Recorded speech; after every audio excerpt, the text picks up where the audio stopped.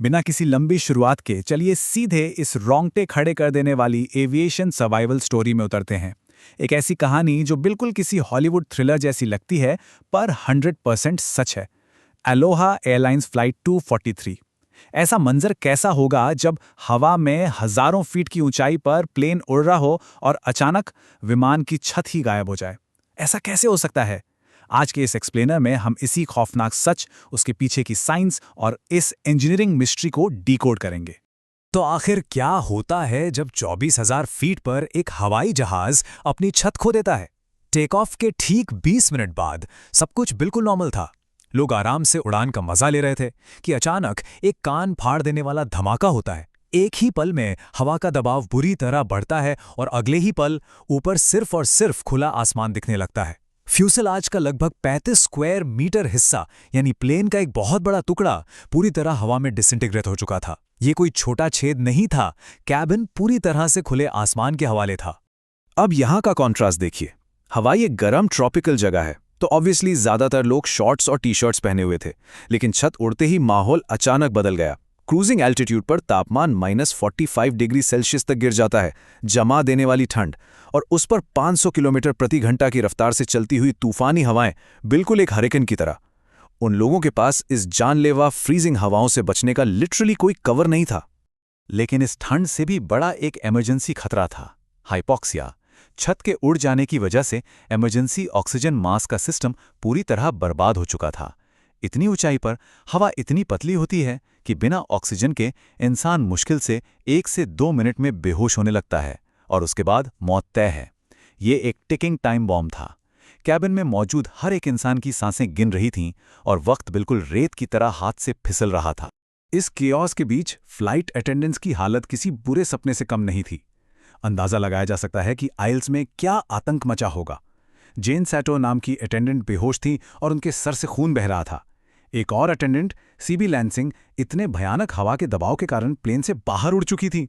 और इन सब के बीच मिशेल होंडा हिम्मत करके फर्श पर रेंगती हुई कॉकपिट की तरफ बढ़ रही थीं, सिर्फ ये देखने के लिए कि पायलट्स जिंदा भी हैं या नहीं। ये सब कुछ कितनी जल्दी हुआ, इसका टाइमलाइन देखते हैं। दोपहर 1:25 पर फ्लाइट ने हिलो से एक रूटीन टेक ऑफ लिया। वैसे हैरानी की बात यह है कि एक पैसेंजर ने प्लेन पर चढ़ते वक्त एक छोटा सा क्रैक देखा था, पर उसने कुछ कहा नहीं। ये सोचकर कि एक नामचीन एयरलाइन है, इन्होंने हैंडल कर लिया होगा। ठीक 1:45 पर एक्सप्लोजिव डीकम्प्रेशन होता है और अगले ही पल पायलट्स अपनी जान पर खेलकर तेजी से प्लेन को डिसेंट करते हैं और 1:48 पर प्लेन चमत्कारी रूप से 14,000 फीट पर आ जाता है। 4,100 फीट प्रति मिनट, ये वो स्पीड थी जिस पर कैप्टन रॉबर्ट शॉम्सटाइमर और फर्स्ट ऑफिसर मिमी टॉम्किंस ने प्लेन को एक मैसिव डाइव करवाया। किस्मत से उनके पास वर्किंग ऑक्सीजन मास्क्स थे। उनका मकसद एक ही था, जल्द से जल्द 10,000 फीट से नीचे जाना, ताकि पीछे बैठे लोग सांस ले सकें। ये आक्रामक और जानलेवा डिसेंट ही था जिसने कैबिन में बैठे बाकी लोगों की सांसें चलते रहने दी। लेकिन थोड़ी सांस आते ही पता चला कि मुसीबतें तो अभी शुरू हुई हैं। एक के बाद एक इम्पॉसिबल फेलियर्स आने लगे। प्लेन का आगे का हिस्सा यानी नोज लगभग 1 मीटर लटक चुका था, जिससे सिर्फ प्लेन का फर्श रोके हुए था। ऊपर से सामने माउई जाने के रास्ते में हाले आकला नाम का एक 10,000 फीट ऊंचा पहाड़ खड़ा था। लेफ्ट इंजन फेल हो चुका था। अगर प्लेन तेजी से उड़ाते तो वो टूटकर बिखर जाता, इसलिए पायलट्स को लगातार स्पीड 210 से 170 नॉट्स के बीच रखनी पड़ी।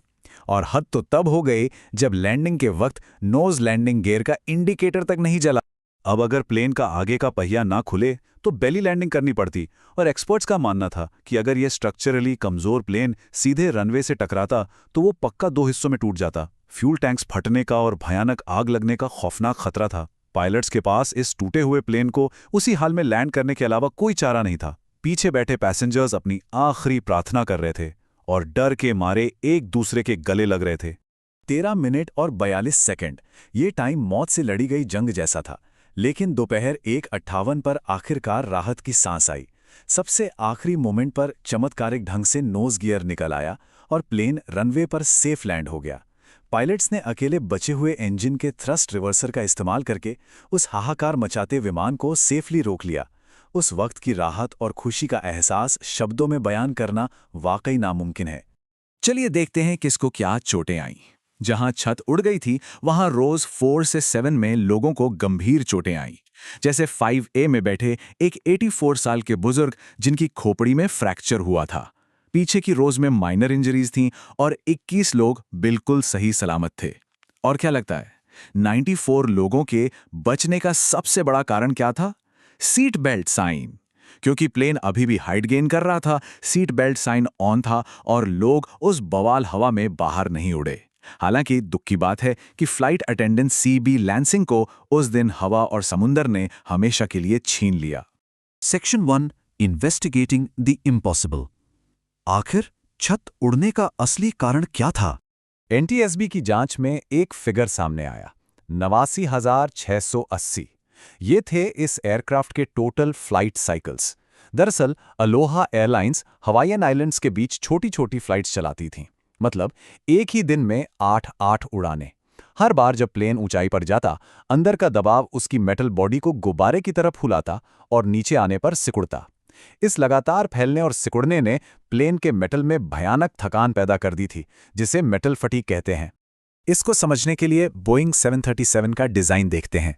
इसकी फ्यूसलाज यानी बॉडी 1 मिलीमीटर पतली एल्यूमिनियम की शीट्स से बनती थी। इन शीट्स को 3 इंच ओवरलैप करके रखा जाता था, जिन्हें लैप जॉइंट्स कहते हैं। इन्हें जोड़ने के लिए एक खास स्ट्रक्चरल ग्लू और 3 लाइन में रिवेट्स यानी कीलें लगाई जाती थी। देखने में स्ट्रक्चर बहुत मजबूत लगता है, लेकिन वक्त और थकान इसके सबसे बड़े दुश्मन थे। पुराने प्लेन्स में इपॉक्सी ग्लू मेथड यूज होता था, पर बाद में पता चला कि नमी और हवा के संपर्क में आने से ये ग्लू खराब हो जाता है। इस वीकनेस को देखते हुए बोइंग ने 1972 में ही एक नया हॉट बॉन्डिंग मेथड अपना लिया था, जिसका मतलब ये प्लेन जिस टेक्नोलॉजी पर चल रहा था उसे खुद बनाने वाली कंपनी 16 साल पहले छोड़ चुकी थी। नमी इस ग्लू को धीरे धीरे अंदर ही अंदर खा रही थी। तो फेलियर का ये चेन रिएक्शन कैसे हुआ? पहले स्टेप में मॉइस्चर ने एपॉक्सी ग्लू को तोड़ दिया। अब पूरा का पूरा बोझ और फिजिकल स्ट्रेस उन छोटे छोटे रिवेट्स पर आ गया। फिर लगातार फैलने और सिकुड़ने से वहां माइक्रो क्रैक्स बनने शुरू हो गए। वैसे इन क्रैक्स को फैलने से रोकने के लिए 25 सेंटीमीटर के टियर स्ट्रैप्स लगाए जाते हैं, लेकिन कैबिन का पीक प्रेशर इतना ज्यादा था और क्रैक्स आपस में इतने जुड़ चुके थे कि इन टियर स्ट्रैप्स का कोई फायदा ही नहीं हुआ और पूरी की पूरी छत एक साथ हवा में उड़ गई। NTSB की रिपोर्ट ने बिल्कुल क्लियर कर दिया कि यह किसी एक की गलती नहीं बल्कि पूरे सिस्टम का फेलियर था। पहला, अलोहा एयरलाइंस ने मेंटेनेंस में भारी लापरवाही बरती और एडवांस टेस्टिंग यूज करने पर झूठ बोला। दूसरा, रेगुलेटरी बॉडी FAA ने अपना निरीक्षण लागू करने में बहुत ढील छोड़ रखी थी। और सबसे बड़ा टेक्निकल ब्लंडर, इस प्लेन की सेफ लिमिट 75,000 साइकिल्स थी, पर रूल्स को साइड में रखकर इसे लगभग 15,000 फ्लाइट ज्यादा उड़ाया गया था। एक छोटी सी लापरवाही, इतना बड़ा हादसा। Section 2, changing aviation safety forever. Flight 243 ने एविएशन की दुनिया को कैसे बदला? इस एक हादसे ने पूरी एविएशन इंडस्ट्री में हलचल मचा दी। जब इंडस्ट्री ने बाकी पुराने प्लेन्स को चेक किया तो उन्हें पता चला कि ये माइक्रो क्रैक्स का खतरा हर जगह था। ये एक कैटास्ट्रॉफिक ब्लाइंड स्पॉट था। तब 1991 में एजिंग एयरक्राफ्ट सेफ्टी प्रोग्राम लाया गया। अब सिर्फ आंखों से देखकर प्लेन पास नहीं होता, मैंडेटरी इलेक्ट्रॉनिक टेस्टिंग जैसे एडी करंट और अल्ट्रासोनिक टेस्टिंग का नियम बनाया गया, जिसमें मेटल के अंदर करंट भेजकर कमजोरियां ढूंढी जाती हैं। इन बदलावों ने हमेशा के लिए हवा में सफर करना सेफ बना दिया।